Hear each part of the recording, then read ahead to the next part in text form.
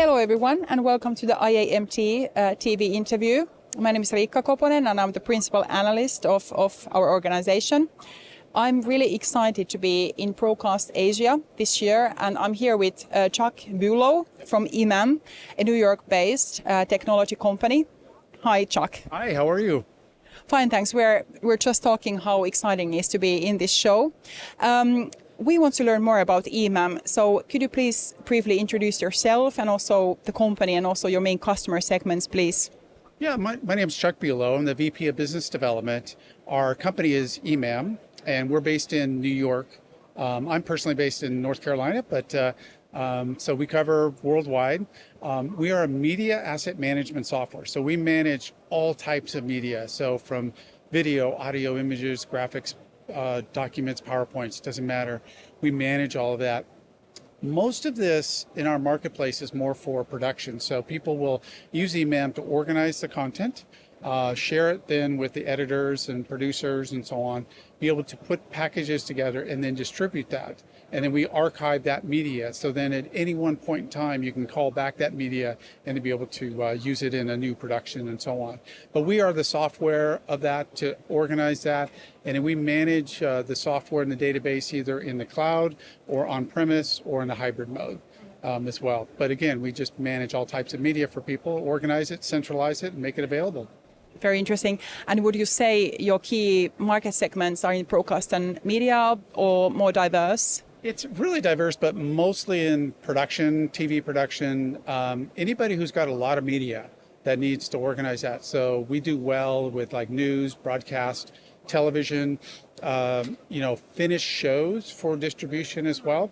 But then it's funny is we have smaller groups or government agencies using our product as well as like education as well. And then we're also big in faith-based organizations as well. And being able to then, again, centralize the media and then share it throughout. We cover a lot of different markets, but mostly like news, sports, and that kind of thing. We're basically, focused on, just that centralized of that media. Right. So live and non-live, all of that. Yeah. Fantastic. And now in BroadcastAsia, what is your outlook for this show this year, please? Yeah, so we just came off the show at NAB in Las Vegas, had a great reception there, and we expect pretty much the same thing here. We're just now celebrating our 20th year in business. So, congratulations. Yeah, thanks. And so the nice thing is the software's been around, it's been developed, and so on. And we expect, mostly here, like in Asia, we have a really good market here. And so mostly the people are coming in from either broadcast side or the news side or sports side as well, and also education as well, as I mentioned before. So, yeah. Great. In terms of the market trends occurring now in our industry, what are the trends impacting most your business, please? I think what's changing is the traditional TV shows and things like that is changing that. You still have your local news and things like that we support, and a lot of our customers are using our product for that. But most, I think, are moving more towards like a streaming platforms, social media delivery, sports, things like that. I think that it's shifting in that direction. And of course, all of us, we watch, we don't watch a standard show at 8 o'clock at night. We watch whenever we want to watch it. And it's streamed, and we just log into that stream. We're then being able to, our clients be able to push to those streaming platforms quite easily, and social media as well. Absolutely. And it's very interesting to see also what eMAM is doing in the space with AI. Yes. So could you please tell us a little bit, like, what is your positioning there and how do you see the adoption of AI to have an impact in the industry that you're working now that, like you said, it's changing very quickly?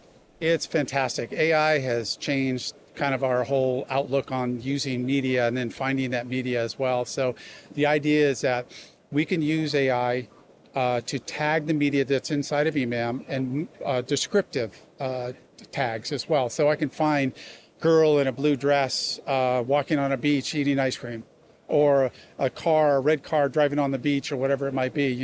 You can find all of those shots that you have, or somebody said something somewhere, and I can go in and find those shots. Now, we are we have on-prem AI, we have a cloud-based AI, and so on. So it depends on the different services.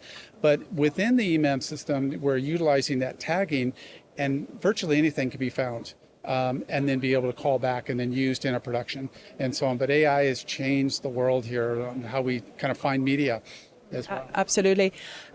Zooming in a little bit to Asia, what Asia-specific trends do you see here, or how this region is like special when you're doing business? You said you have quite mature operations in Asia, please. Yeah, so I think that the market here is, again, more on the streaming side, and then being able to share the media and those different types of platforms and so on. So most of our clients here are based on that. We have large broadcast news organizations using the product, but then most of them are moving more towards social media, delivery, and then sports. Live sports and things like that. Hong Kong Jockey Club, for example, is our largest customer, and they basically take in all the horse races with all the metadata and put it into eMAM and find it and so on. So those, and then we go down to schools that are using it for all of their material and be able to find it. So our market is wide open here, and then also radio and television stations as well. So their broadcasts and so on is all organized by eMAM. So this market has actually been one of our most successful ones, and we're really excited to be at the show here and show it again.